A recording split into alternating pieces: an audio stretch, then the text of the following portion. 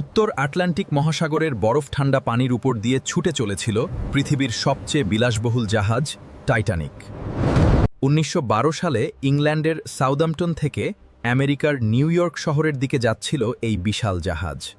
টাইটানিকে ছিল প্রায় ২২০০ যাত্রী ও কর্মচারী। সবাই ভাবছিল এই জাহাজ কখনো ডুববে না। কিন্তু সবচেয়ে বড় ভুল ছিল বরফখণ্ডের সতর্কবার্তা পাওয়ার পরও জাহাজের গতি কমানো হয়নি। সামনে দেখুন, ও খোদা বাঁচাও, আইসবার্গ! টার্ন করুন, টার্ন! আমরা বাঁচবো না। আইসবার্গের আঘাতে জাহাজের নিচের অংশ ফেটে যায় আর দ্রুত ভেতরে ঢুকতে থাকে বরফ ঠান্ডা পানি। সবচেয়ে ভয়ঙ্কর ব্যাপার ছিল সবার জন্য পর্যাপ্ত লাইফবোট ছিল না, যাতে সবার প্রাণ বেঁচে যেত। মাত্র কয়েক ঘন্টার মধ্যেই ডুবে যায় টাইটানিক আর মারা যায় প্রায় ১৫০০ মানুষ।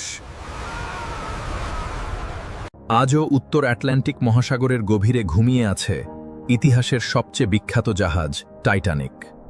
ভিডিওটি ভালো লাগলে চ্যানেলটি সাবস্ক্রাইব করে পাশে থাকবেন। ধন্যবাদ সবাইকে।